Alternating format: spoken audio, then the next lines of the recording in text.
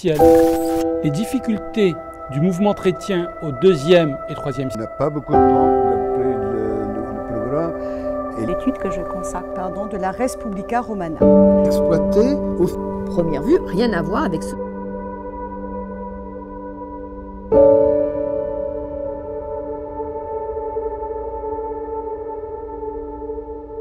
Je vous souhaite le bonjour et après Lévi, dont ceux qui étaient là vendredi ont déjà entendu parler, je voudrais m'intéresser aujourd'hui à un second genre caractéristique de Plutarque, qui est le dialogue philosophique hérité de Platon. Il s'agit d'une forme particulière qui ne se confond pas avec le traité dogmatique philosophique et où la pensée se construit à travers l'échange, à travers la confrontation des opinions. Et c'est un aspect qui existe naturellement déjà chez Platon, mais qui a été encore renforcé par l'académie sceptique. L'adjectif, comme je vous le rappelle, sceptique, devant s'entendre non du doute, qui peut en être une conséquence, mais avant tout de l'examen et le skepsis. Il s'agit donc, dans le dialogue philosophique, d'une recherche en commun de la vérité. Et la forme plutarchienne, a-t-on pu dire, est une forme polyphonique, plus encore qu'aporétique.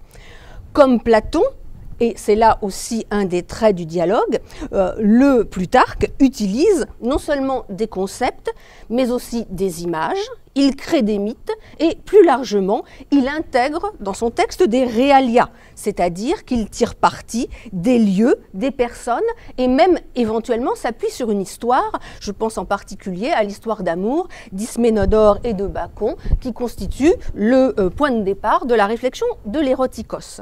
Alors l'élément que j'ai choisi aujourd'hui pour montrer l'élaboration complexe du dialogue et l'intégration de ces éléments non conceptuels, c'est Delphes. Delphes, qui dans sa réalité a joué, comme vous savez, un rôle très important dans la vie de Plutarque. Je vous rappelle qu'à partir des années 90 et jusqu'à la fin de sa vie, il sera prêtre de Delphes et il a joué aussi un grand rôle dans sa pensée. Parmi les 7 dialogues platoniciens que nous avons conservés, existe un groupe connu sous le nom de dialogue pitique, groupe de 3 dialogues, le de, je vous les donne dans l'ordre des éditions, le de epsilon, le de pitié et le de defectu.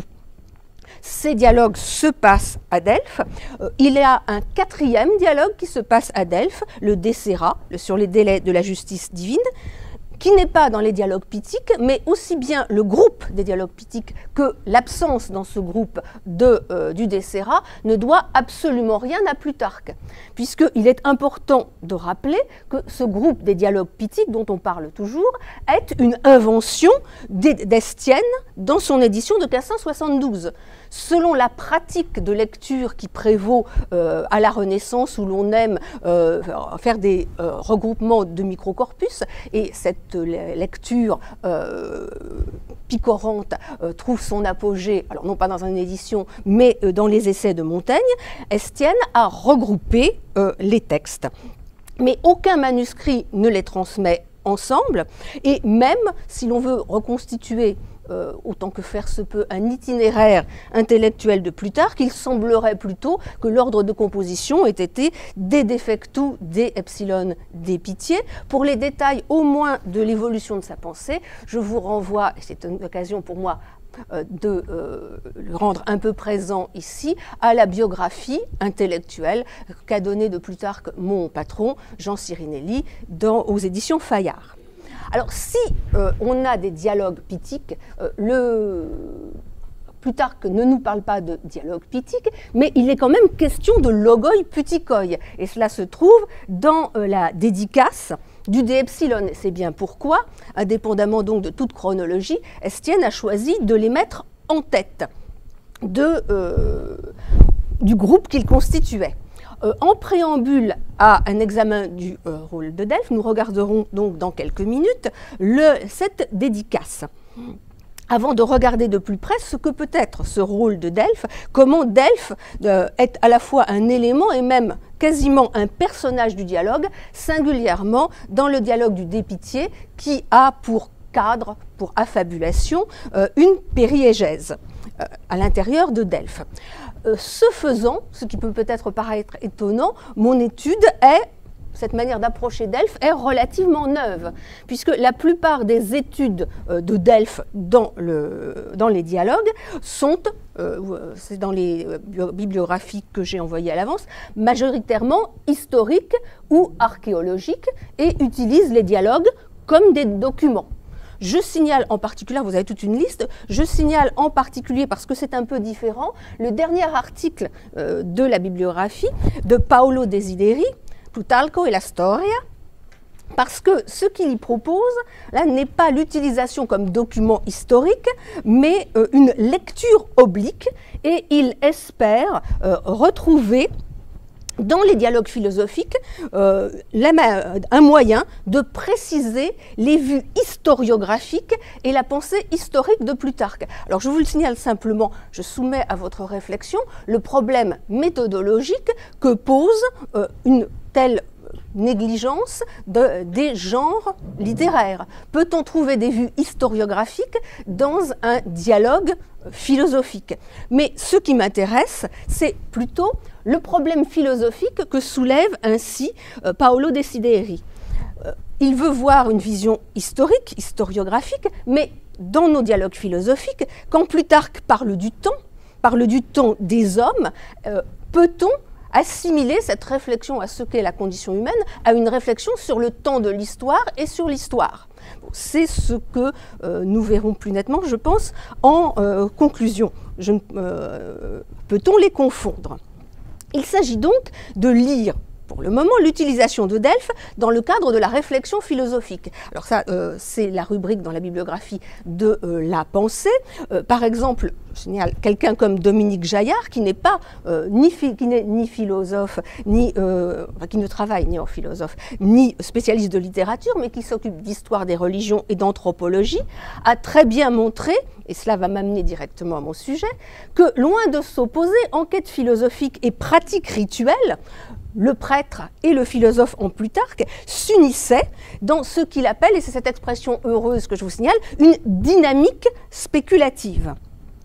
Et c'est effectivement ce que je vais essayer de montrer, comment l'auteur s'appuie sur les données du monde sensible pour développer sa pensée. Ceci aussi reste à faire, me semble-t-il. Alors, l'utilisation précise de la périégèse delphique a déjà été étudiée remarquablement pour nos dialogues pithiques par Daniel Babu. Mais s'il s'attache à montrer le cheminement de la pensée, s'il regarde en quelque sorte le cadre conceptuel qui se dessine à travers la périégèse, il n'est pas particulièrement intéressé par l'utilisation du sensible. Comme historien de la pensée, comme philologue, il s'intéresse à l'unité et à la cohérence des dialogues. Et il retrace effectivement tout un itinéraire intellectuel concerté qui va préparer, au terme de la périégèse, au long exposé de réflexion de Théon. Alors cette valeur est indéniable, néanmoins, il finit par dire, alors je vous ai donné dans le détail, dans l'exemplier, je ne le détaillerai pas, chaque étape et les commentaires de Daniel Babu, il finit par suggérer que la périégèse serait en quelque sorte un prétexte pour l'exposé.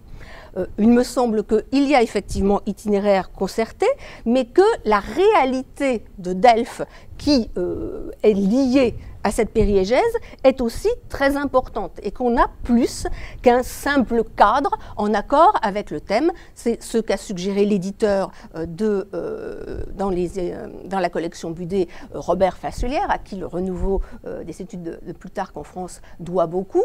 Il avait remarqué que dans le De Defectu, on se trouve dans la lesquai des Cnidiens, c'est-à-dire dans un lieu profane qui s'accorde bien à une réflexion qui est quand même avant tout une réflexion sur le fonctionnement des oracles ici-bas, tandis que dans le De Epsilon, comme dans le De Pitié, qui sont plus métaphysiques, les personnages sont installés sur les gradins du temple.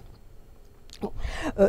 Ceci, me semble-t-il, ne suffit pas et il faut essayer de cerner de plus près quel est le rôle de Delphes dans les dialogues. Et pour ceci, je vous suggère de regarder d'abord la dédicace du dé epsilon avant d'examiner, alors vous l'avez aussi, je pense, dans l'exemplier, comme vous voulez, avant de regarder de plus près le dé Pitié. Et dans le dé Pitié, non seulement la périégèse, mais aussi la deuxième partie. Alors, ce que nous avons d'abord donc dans le dé epsilon, c'est une dédicace à son ami athénien, philosophe stoïcien et poète, Sarapion. Alors, je ne vous ai donné que le premier chapitre, mais je vous indique rapidement la construction, puisque Plutarque, qui est intéressante, puisque Plutarque écrit à Sarapion pour évoquer une discussion que, à la demande de ses fils, il a eu récemment, avec aussi des amis de ses fils, en tant que professeur de philosophie, sur le sens que pouvait avoir le dé epsilon, l'ex voto, qui se trouve à Delphes. C'est un sujet qu'on lui avait souvent proposé et qu'il avait toujours éludé, mais là, la demande était tellement pressante qu'il ne l'a pas éludé. Ils se sont donc installés, comme je vous le disais, sur les gradins du temple, et à ce moment-là, ça c'est la fin du chapitre 2 que je ne vous ai pas donné, le lieu comme le sujet, le topos comme les logoi, lui ont rappelé une discussion antérieure qui était dirigée, celle-ci, par son maître Ammonios et où lui-même était parmi les élèves d'Ammonios. Vous voyez donc que ce que nous avons, qui est intéressant dans cette dédicace, c'est une stratification des temps. Le temps où il écrit à Sarapion, le temps où il a parlé avec ses fils, et le temps lorsqu'il était jeune, où il était dirigé par Ammonios. Cette stratification a été naturellement remarquée, et Jean Cyrinelli souligne du coup le caractère intemporel que prennent ainsi les propos. C'est tout à fait vrai. Sous un autre angle, je soulignerai aussi la continuité, vous voyez, de la recherche inspirée par Delphes qui se prolonge de génération en génération. On a donc ainsi un premier chapitre où c'est Plutarque, rédacteur, qui parle, auteur actuel, et le chapitre 2 cédera la parole à Ammonios, et donc dans la discussion d'autrefois. Alors c'est dans cette dédicace, donc, comme vous voyez, que l'on trouve l'envoi en prémisse à son ami Sarapion de quelques-uns. Alors on traduit traité pitique ou dialogue pitique dans toutes les langues que vous voulez, mais ce qu'il dit c'est logoi putikoi. Et logoi, ça peut parfaitement ne désigner qu'une conversation, l'échange des logoi. Ça ne préjuge absolument pas d'une forme littéraire. La conversation qu'il rapporte, ce sont des logoi. Bon, de la même manière, les prémices, c'est une manière un peu littéraire de parler qu'on trouve aussi dans la dédicace à Trajan des apophthegmes et qui ne préjuge absolument pas de l'envoi de plusieurs traités. Tout cela pour dire uniquement que ce que l'on peut en tirer d'une hypothétique série de dialogues ou même d'un titre qu'aurait donné Plutarque est totalement hasardeux. En revanche, ça peut être vrai, ça peut être faux, c'est probablement faux.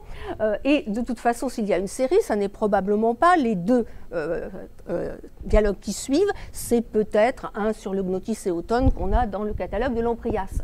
Mais ce qui est intéressant, c'est de remarquer qu'il parle de logoi putikoi, qu'il emploie cet adjectif. Or, l'emploi est très rare chez lui, en dehors de ce que l'on attend, les concours pitiques ou les couronnes pitiques, donc gagnées au concours.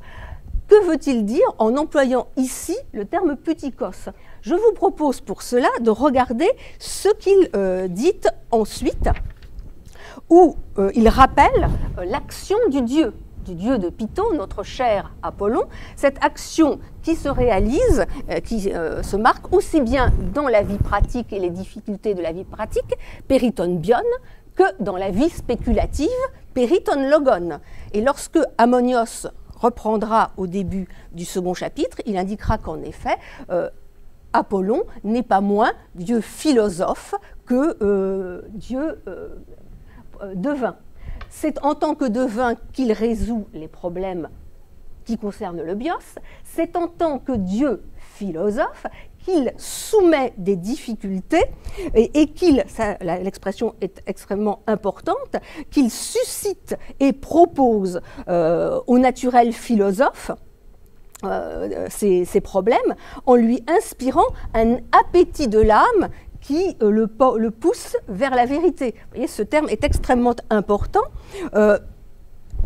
Ammonios le complétera en faisant l'exégèse des épiclèses d'Apollon pour montrer qu'il y a une sorte d'itinéraire philosophique, et l'un et l'autre, Plutarque comme Ammonios, se rejoindront pour trouver qu'un des problèmes particulièrement importants, c'est le problème du dé epsilon, et Ammonios parlera, justement avec le pluriel dont je vous parlais, d'un sujet qui est gonimon logon, qui est fécond, riche en discussion. Vous voyez donc que, me semble-t-il, de cette présentation, en dehors de tout élément finalement extérieur de chronologie de la composition, on voit que les logoi putikoi, on peut les définir comme des logoi, des conversations qui se tiennent à pito, mais qui sont aussi plus précisément provoquées par le Dieu et qui amènent à la pensée du Dieu. Dans l'un et l'autre cas, la discussion se nourrit, et la réflexion se nourrit des réalités delphiques. Ici, le dé epsilon, et on va avoir un exemple encore plus éclatant avec le dé pitié, où le dialogue introducteur, qui est un dialogue narratif du type du banquet, mais la promenade vient juste de se produire, les strates de temps, c'est plutôt dans le dé epsilon qu'on les trouvait, ça va être le récit de la promenade d'un jeune, du fils tout jeune d'un ami de Plutarque, qu'on connaît bien par ailleurs, Diogénianos de Pergame, qui poursuit ses études, qui est un naturel curieux et philosophe, et la promenade se déroule, nous dit-on pour la présenter, diaton anathematon, à travers tous les ex-voto qui se trouvent à Delphes. Ce jeune homme, c'est intéressant, donc c'est pour enchaîner les étapes, je vous ai mis le détail dans les exempliers en vous indiquant le texte grec et les commentaires qui en ont été faits par Daniel Babu. Là, pour l'exposé, je pense qu'il sera assez plus simple et plus facile d'avoir simplement le repère des différentes étapes. Ce que je vous ai indiqué aussi, c'est comment elles s'enchaînent, et c'est donc à la fois à travers le mouvement de la visite, mais aussi régulièrement à travers l'étonnement de Diogénianos, Thomazo, Thomas, et ces questions que la discussion va aller de sujet en sujet. Vous savez bien depuis le Théétète que le Thomazein, le Thomas, est par excellence le sentiment philosophique. Vous avez donc là ici un tout jeune homme qui provoque la discussion. Comme il est en train de faire une visite, pour le réalisme, mais pas seulement, il y a aussi des guides. Et si vous regardez le début de la périégèse, le récit commence quand les guides sont en train de réciter leur discours préfabriqué, ce qui leur est ordonné. Et Plutarque n'emploie pas pour cela le terme logoi, mais il emploie reseis, comme des tirades. Et effectivement, dans les interventions des guides, on voit bien qu'ils ne sont capables que de produire un discours préfabriqué. Et quand on leur posera une question sur le trésor des Corinthiens, ils ne sont pas capables de dire pourquoi on l'appelle le trésor des Corinthiens au lieu du trésor de Kypselos, qui est celui des Corinthiens qui l'a offert. Et vous voyez que là, on a déjà, me semble-t-il, une utilisation du cadre delphique et de la réalité des guides qui oppose justement un logos toujours jaillissant et vivant, celui que provoque Diogénianos et les amis de son père avec lesquels il discute, et puis le discours figé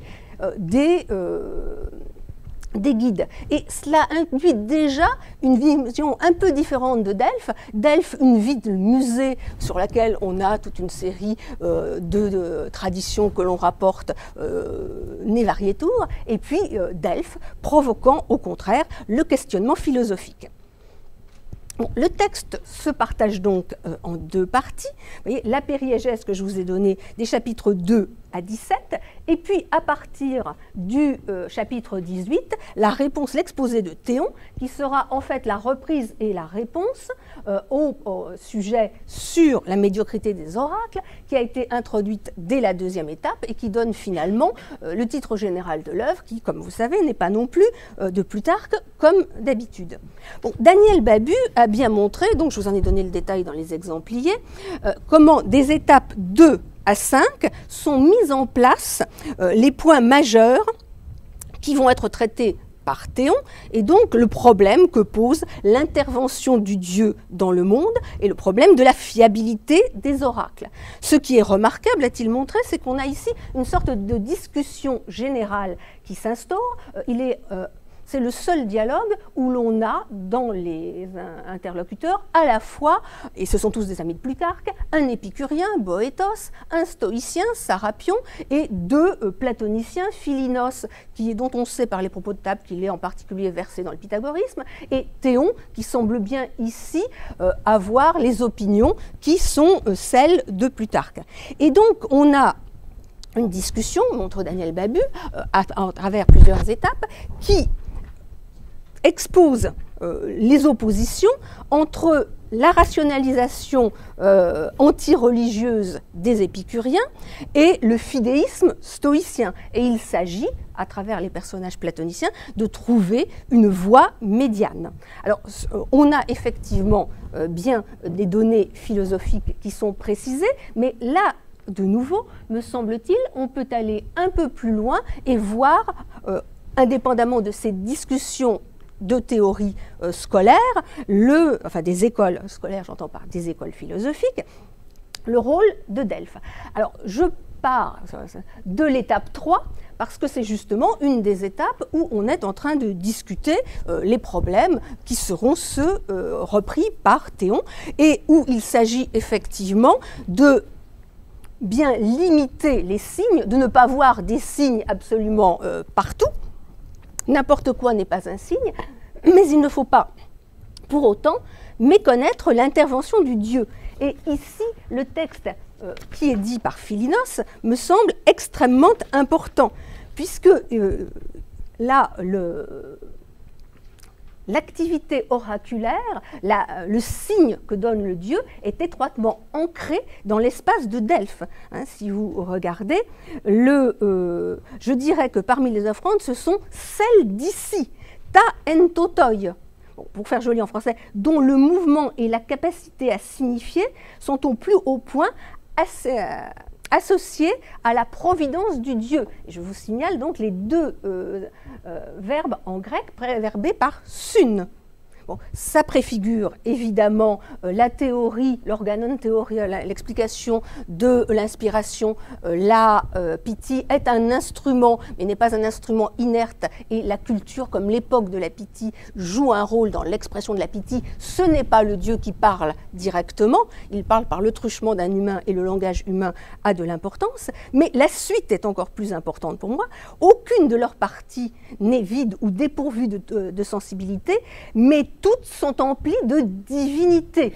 Et le mot là aussi est important, theiotes. Il y a quelque chose qui est une qualité divine. Theiotes, c'est l'abstrait, et c'est très important là aussi de bien remarquer que c'est theiotes et non pas théone, comme l'expression Héraclite, qui est démarquée. Les dieux ne peuvent pas être là. Ça, c'est ce qu'on verra avec que suggèrent les stoïciens à travers le symbolisme des grenouilles, mais c'est évidemment ce que n'admet pas Plutarque, qui ne croit pas à l'immanence de la divinité, mais soutient très fortement, et ici aussi et partout, la transcendance de la divinité. Delphes, vous voyez, à travers cela, apparaît comme un lieu particulier. Et du coup, si on remonte, on s'aperçoit que c'est dès la première étape. Et la première question qui n'était pas encore directement, qui ne concernait pas encore directement les oracles, le problème de la patine particulière du monument des Navarques, que s'est dessiné quelque chose de particulier à Delphes. Cette patine particulière que prend le bronze, elle ne ressortit pas de la techné. Elle ne vient pas non plus, et vous voyez, c'est un principe épicurien qui apparaîtrait ici, de la tuquet. Mais elle tient étroitement à la phusis du lieu. fusis rare, avec une ténuité et une densité associée de l'air qui ne se trouve pas fréquemment, mais qui n'est pas non plus en dehors des possibilités physiques. Certains tissus, dit-il, en donnent un exemple, mais qui montre bien que cet endroit est un endroit particulier. Et cet endroit particulier, c'est aussi un endroit où Dieu et homme peuvent se rencontrer, et j'en arrive là à la dernière étape que j'ai laissée en dehors, qui est peut-être, jusqu'à présent, qui est peut-être la plus difficile à expliquer. Si vous regardez, puisqu'elle change un peu de sujet, si vous regardez, d'ailleurs, ce n'est pas le même sentiment qui la provoque, ce n'est pas l'étonnement qui nous amenait à des sujets plus spéculatifs, mais c'est l'indignation de Diogénianos, indignation qui est un sentiment moral et qui effectivement nous amène à une partie plus morale. Alors cette indignation, elle est provoquée par les broches de Rhodopis qui ne sont plus là, mais dont les guides ont dit qu'elles avaient été là autrefois, et la statue de Phryné, c'est-à-dire par des offrandes qui sont, ça c'est dans le texte de l'exemplier, qui sont des offrandes de l'intempérance des Grecs. Ça n'est pas la seule chose, et des rois, ça n'est pas la seule chose qui soit à reprendre, renchérit Théon, puisque, je crois que c'est Théon, je ne sais plus, oui c'est Théon, puisque sont bien encore pires les trophées des guerres entre les Grecs. Donc vous voyez toute une série d'attitudes morales négatives. Et le guide, introduisant à ce moment-là la statue d'or de sa boulangère qu'a offerte Crésus, permet d'élargir encore en montrant que ça n'est pas l'or en soi qui est un problème, c'est ce que l'on en fait. Et lorsqu'il s'agit ici de récompenser la loyauté de la boulangère qui a refusé de l'assassiner en prenant à témoin le Dieu, comme vous dit le texte, alors c'est quelque chose de parfaitement bien. C'est une attitude bonne, et comme elle est tenue par Crésus, et qu'on a aussi un élargissement, ce ne sont pas seulement les Grecs, ce sont des exigences qui sont portées à l'ensemble de l'humanité, et on va continuer en jugeant différentes offrandes qui ont été faites à Apollon et qui impliquent une certaine conception du Dieu. Représenter le Dieu avec une lance, c'est le représenter d'une façon indigne. En revanche, quand on le représente et quand on finit par lui offrir des éléments qui le montrent comme celui qui fait don des récoltes, le Dieu ancestral, géniteur et ami de l'humanité, alors on a une représentation qui est une représentation digne du Dieu. Alors cela, Daniel Babu l'a évidemment bien remarqué, remarquant comment on avait là la dénonciation d'une méconnaissance profonde de la philanthropie du Dieu, mais dans l'optique qui est la sienne, il en voit immédiatement l'application pour la suite de l'exposé de Théon. Et il en conclut que c'est cela qui expliquerait pour une part, comme le montrera finalement Théon, l'obscurité que l'on reproche à tort au langage de la Pythie. Il me semble que là, on peut garder une vision beaucoup plus large, et vous voyez qu'à travers ce passage, ce que l'on a, c'est alors que les étapes de à 5, non 2 à 4, était centrée sur la manière dont signifie le Dieu. Si on regarde celle de 5, qui était le symbolisme des grenouilles, on passait déjà un peu du côté de ce que l'homme veut signifier à Dieu. Là, effectivement, on est du côté de l'homme. Et vous êtes bien dans ce qui fait que l'itinéraire lui-même associe, alterne, un point de vue qui est plus le point de vue du Dieu, un point de vue qui est plus le point de vue de l'homme, les deux éléments d'une relation, Delphes étant un des lieux privilégiés de cette relation. Et donc là, nous finissons sur un élément du point de vue de l'homme qui à la fois met en avant des vertus morales et aussi une mauvaise conception du Dieu. C'est-à-dire, si vous vous rappelez ce que nous venons de dire à l'instant, de voir à l'instant dans la dédicace à Sarapion, des éléments qui concernent à la fois le bios et le logos. Et c'est sur cette vision complète de la relation possible que Diogénianos va intervenir pour demander que, enfin, on réfléchisse au problème de l'utilisation ou non de vers, c'est-à-dire d'une expression plus ou moins défectueuse de la pitié. Et ce qui est indiqué immédiatement, et qui est très important, et qui s'enchaîne, voyez-vous, sur la conception du Dieu qu'on vient de nous donner, c'est que cette question, cet enjeu, est un enjeu qui va à l'encontre même de la croyance, de la pistis, qu'inspire l'oracle, et que c'est la réalité même d'une intervention du Dieu, d'une possibilité de communication avec le Dieu à Delphes, qui est ainsi mise en danger. Vous voyez donc bien qu'à nouveau, avant l'exposé, le lieu de Delphes est à nouveau mis en avant. Et ce lieu de Delphes, effectivement, alors qu'on a ensuite une explication philosophique, il va réapparaître, et réapparaître de façon très importante. Bon, donc, mettre ainsi en question l'oracle à travers l'expression, c'est-à-dire dire que peut-être le Dieu ne vient plus, c'est évidemment partir d'une position défensive qui appelle des explications sur la manière même dont le Dieu intervient et qui fait que la qualité de l'expression relevant de l'humain ne met pas en jeu le Dieu.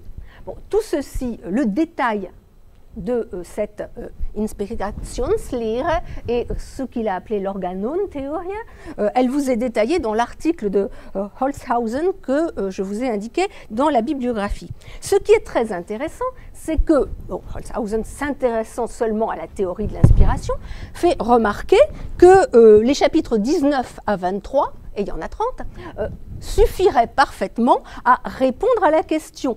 Et donc, il émet l'hypothèse qu'à partir du chapitre 24, on s'égarerait quelque peu. Alors, s'égarer pendant 6 chapitres, c'est beaucoup, et là, pour le coup, mais, il signale il nous invite à travers cet étonnement à faire ce que font les interlocuteurs dans le dialogue, c'est-à-dire à essayer de nous en demander la raison. Or, si vous regardez, c'est pourquoi aussi j'ai attiré votre attention dans la liste des ex-voto devant lesquels on s'arrêtait sur un point de vue plus divin, un point de vue plus humain. C'est exactement ce qui se passe au chapitre 24, où il nous invite à regarder le point de vue du Dieu. Si on se place sur le plan conceptuel, comme Daniel Babu, ce qu'on a ici, effectivement, c'est les deux causalités essentielles dans l'esprit de Plutarque, en bon platonicien, causalité matérielle, causalité finale. La cause matérielle, d'une certaine manière, c'est la manière dont le langage de la Pythie transmet les signes du Dieu. La cause finale, c'est ce que fait le Dieu, le point de vue du Dieu, le point de vue de sa providence. Et ce qui est intéressant, vous voyez, c'est que, évidemment, il va expliquer que le changement voulu par le Dieu est évidemment une amélioration. Et il développe ensuite l'amélioration. Vous voyez qu'à la fois nous changeons de point de vue, mais aussi qualitativement, on passe de l'apologétique, d'une perspective défensive, à ce qui va progressivement s'amplifier et être l'exaltation et la célébration du Dieu. On passe donc aussi de la défense avant à la contre-attaque. Et celui qui attaque le Dieu, c'est le chapitre 26, prend la figure du sycophante. Et le mot, on l'a ici le participe, et cette idée, cette accusation par le pire des accusateurs et calomniateurs, on la retrouvera encore au chapitre 30, c'est-à-dire dans le chapitre final. Ce sycophante, il veut faire du Dieu un sophiste prétentieux qui voudrait briller par une rhétorique creuse qui, évidemment, n'est bonne que pour l'homme. Et on arrive avec une sorte de sommet de l'apologétique offensive, je puis dire, à l'idée que ceux-là même, nous, dit Théon, qui défendons le Dieu, eh bien nous avons grand tort, puisque, voilà, ce serait l'ouvrage d'un sophiste, puisque ce que nous faisons au lieu de repousser toute gloriole, ce que fait même une Pythie très simple, c'est le défendre par la crainte de voir ce lieu perdre une gloire vieille de 1000 ans. Et vous voyez que là, nous avons un retour qui s'amorce, un ancrage dans la tradition delphique, dans le lieu de Delphes, dans cet espace-temps particulier de Delphes, qui va nous acheminer vers ce qui est, là vous voyez, on est au chapitre 28, donc on avance de plus en plus, qui va nous acheminer vers ce que j'appellerais, d'une certaine manière, si vous voulez, la preuve par Delphes. Cette preuve,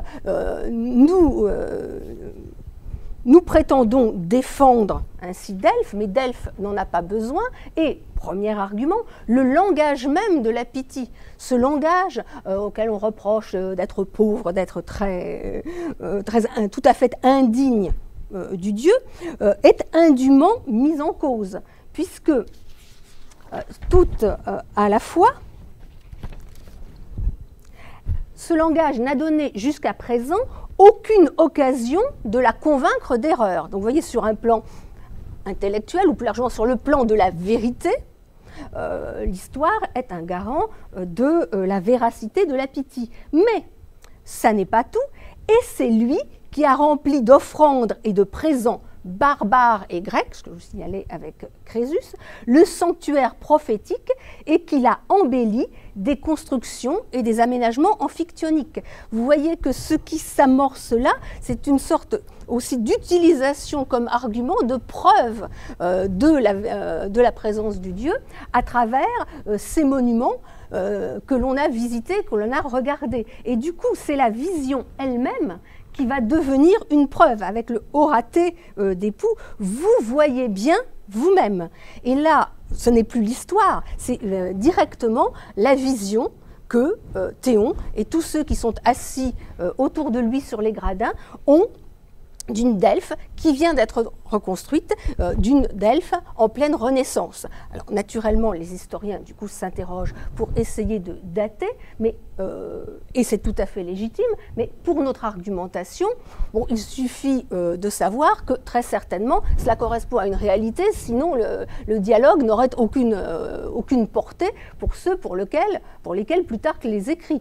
De la même manière, tous les passages qui sont des passages elliptiques où nous manquent des détails, eh bien, il nous manque des détails parce que ces amis, évidemment, savaient bien de qui et de quoi il s'agissait.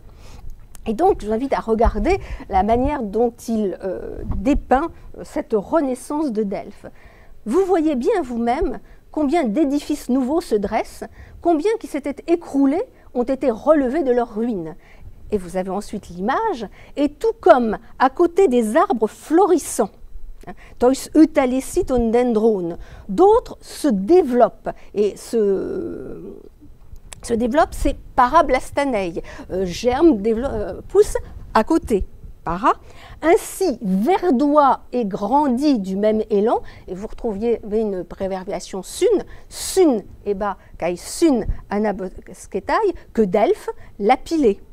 Grâce aux ressources venues d'ici, et là c'est juste une suggestion, alors on discute beaucoup sur l'évergétisme qui est derrière ce ici, sur la réticence qu'aurait Plutarque à indiquer les Romains sur ceux des Grecs qu'il voudrait mettre en avant. En effet, il va nous parler que des Grecs, mais peut-être aussi dans l'esprit général qui est celui du Dépitié. On a vu tout à l'heure, il nous disait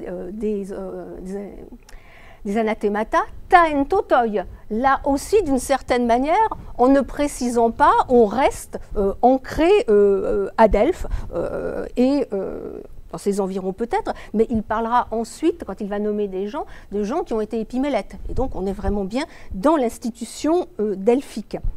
Grâce aux ressources, donc, elle prend forme et figure, elle se pare, monument sacré, salle de séance haut, comme elle ne l'avait point fait dans les 1000 années qui précèdent. Et donc là, on a une sorte de gloire. Non seulement la gloire n'est pas éteinte, Delphes ne la perd pas, mais il y a même quelque chose qui fait qu'elle est plus grande encore. Et il va développer... Bon, il y a une sorte de floraison nouvelle de Delphes. Or, bon, vous voyez que la métaphore végétale est ici très évidente. Or, Si l'on remonte à la manière dont a été présenté au départ le dialogue, dans le dialogue introducteur, il est, me semble-t-il, très remarquable, et on voit que c'est davantage qu'une figure de style, que Philinos s'apprêtant à raconter la périégèse, leur logoi, et expliquant à son interlocuteur pourquoi ils arrivent si tard, explique donc à son interlocuteur, c'est Basiloclès, qui est juste le narrateur, nous cheminions lentement en semant et en moissonnant aussitôt dans l'ardeur de la polémique des propos, des logoi, gros de controverses, qui, tels les Spartes, germaient et poussaient sous nos pas. Vous voyez que d'entrée, quand on a commencé le dialogue, Delphes est comme le lieu qui fait fleurir le logos. Et c'est aussi, quand on arrive, un lieu qui matériellement, désormais, refleurit et manifeste la présence du Dieu. Cette manifestation de la présence du Dieu, c'est ce qu'on va trouver dans la suite. Voilà. Pour expliquer cette reviviscence extraordinaire, Plutarque Théon, pardon, puisque c'est Théon qui parle, nous utilise une comparaison qui parle à ses compatriotes béotiens, qui est celle de Galaction et des flots de lait qui ont jailli à Galaction. Et alors l'introduction est intéressante. Ceux qui habitent près de Galaction en Béotie reconnurent la présence du Dieu.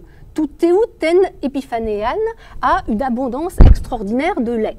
Et avec la gradation, mais à nous, ce sont donc des signes plus magnifiques, plus forts et plus clairs que ceux-là qu'il prodigue. Et on retrouve un peu la métaphore végétale, en ayant fait naître de la sorte de sécheresse à Ocmé que constituait la solitude et la pauvreté antérieure, en faisant naître donc abondance, splendeur, l'âme-protesse, et gloire. Là, c'est Timène, la gloire qui va aussi appeler l'honneur. Et c'est à ce moment-là qu'intervient, alors un des passages les plus commentés par les historiens, et pour lequel je vais vous proposer quelque chose dont je ne pense pas que ce soit réellement une pirouette, comme je l'ai fait un peu pour les logoi putikoi. Il va indiquer à ce moment-là, dans cette grande célébration, les humains qui ont mené, participé, conduit cette renaissance. Et donc on a une grande discussion parce qu'il est question à un moment d'un hégémone et que toutes les suggestions possibles pour cet hégémone humain, de l'empereur au consul d'Achaïe jusqu'à Plutarque, ont été suggérées. Alors là encore, la réponse à la question est sans doute fort intéressante pour les historiens, mais la focalisation sur ce point-là méconnaît le point important pour Plutarque. Car si je passe, donc vous voyez les 5 premières lignes ne parlent que d'humain, et ce qui est important c'est ce qui est dit après, mais il n'est pas possible qu'un changement d'une telle ampleur et d'une telle importance se soit produit en si peu de temps par des soins humains, sans que le Dieu y assiste en personne. Meteu parentos en tota. Vous voyez comme on a ta en totoi, tais enteten euporiais, et ici finalement c'est le Dieu qui est ici, et sans qu'il apporte sa caution divine à l'oracle. Et là nous avons un dernier verbe préverbé en sun qui marque cette relation, cette association entre le Dieu et la réalité humaine, et un verbe relativement rare, epiteiazo, sun, epi, teianzontos. Vous voyez bien que ce qui est intéressant ici, dans ce passage, c'est bien la présence du Dieu. Il y a Delphes est en quelque sorte l'ici du Dieu. Le lieu où le Dieu d'ici se manifeste, où le Dieu d'ici vient susciter et aussi appuyer nos raisonnements humains, autant qu'il est possible pour un humain d'atteindre la pensée du divin. Et puisque je suis allée un petit peu plus vite que ce que je pensais, cette preuve par Delphes, là on a la plus belle preuve par Delphes qui soit faite, mais c'est un élément qui est un élément récurrent dans les dialogues de Plutarque. De la même manière, dans le De Defectu, là c'est son maître, Amonos, Harmonios, qui explique qu'il ne veut pas renoncer à l'intervention du dieu dans les oracles pour un hypothétique pneuma, ce qu'a dit Lamprias, avant que Lamprias explique que c'est le fonctionnement matériel et que cela, de la même manière qu'ici la voie de la Pythie permet le fonctionnement matériel et que cela n'engage pas la participation du Dieu, mais il explique que jamais il ne pourra renoncer et le livrer au hasard ou au pneuma quand il voit tous les bienfaits dont le Dieu a été responsable pour les Grecs. Et ce qui me semble aussi intéressant, c'est de voir que dans le De Defectu, il vous dit il se limite aux Grecs. Et ici, dans ce qui est sans doute la célébration la plus large, c'est à la fois grec et barbare. C'est l'humanité entière. Et cette preuve apportée par Delphes, vous la trouveriez aussi dans l'autre dialogue qui n'est pas pythique, mais qui se passe à Delphes, et qui est celui du Décéra. Dans les délais de la justice divine, toutes les discussions, fait remarquer Olympikos à un moment à Plutarque, impliquent l'immortalité de l'âme. Et Plutarque explique justement que sans recourir à d'autres choses, on peut s'appuyer sur le Dieu d'ici, et notre Dieu, et là nous on a à nouveau l'ancrage, tant qu'il nous demandera tout ce qu'il nous demande pour honorer les morts, nous devons croire à l'immortalité de l'âme, car sinon le Dieu ne ferait ainsi que nous tromper si les âmes n'étaient plus rien. Et vous voyez comment, là aussi, à travers ces exemples, le Dieu intervient fortement dans la réflexion. Alors, on atteint ici un sommet parce que, vous voyez, à travers les mouvements de l'homme à Dieu et finalement à travers la présence du Dieu qui devient d'une certaine manière sensible à travers la renaissance de Delphes, vous avez véritablement l'apparition de Delphes comme un espace-temps tout à fait particulier, quelque chose qui est un lieu de rencontre. Alors Félix Graff, dans un des articles que je vous ai cités, le signalait comme le lieu, ce qui est vrai, de la rencontre du visible et de l'invisible. Mais si l'on veut poursuivre cette espèce d'ancrage dans la vie humaine qui est si importante, la dimension existentielle de la philosophie que l'on retrouve dans tous les dialogues de Plutarque, vous voyez que bien au-delà d'un lieu de rencontre, du visible et de l'invisible, d'un lieu historique ou d'un lieu où les Grecs imprimeraient fortement leur identité culturelle contre les Romains, c'est quelque chose qu'on trouve aussi, beaucoup plus largement, ce qu'on a ici, pensé par un philosophe, c'est la rencontre entre l'homme et Dieu. Et c'est la rencontre, je reviens par un essai d'imitation des Grecs et de composition circulaire, de ring composition, au temps. C'est la rencontre du temps humain et de l'éternité divine. C'est le lieu où, on l'a vu, les générations qui se succèdent ont un point d'appui privilégié pour se tourner vers le divin, où peut s'ancrer dans la réalité sensible pour aller vers Dieu une réflexion que le Dieu inspire, guide, dans laquelle il est présent d'une certaine manière à chaque pas. Et vous voyez, avec cette tonalité, il est vrai particulièrement fervente, peut-être particulièrement émouvante, si l'on pense que ce qu'incline à penser pour le coup la renaissance des bâtiments. Plutarque est à ce moment-là au déclin de son âge et voit renaître Delphes et renaître les espoirs en Delphes. Delphes, sous son calame, prend les allures d'un lieu inspiré. Je vous remercie de votre attention.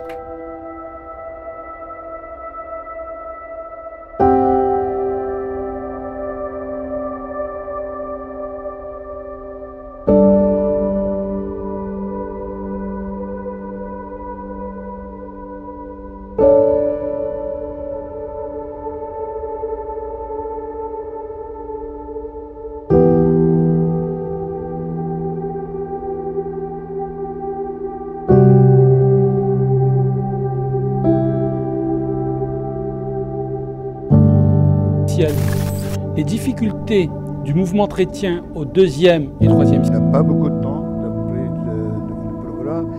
L'étude que je consacre, de la Res Publica Romana. Exploité Première vue, rien à voir avec ce...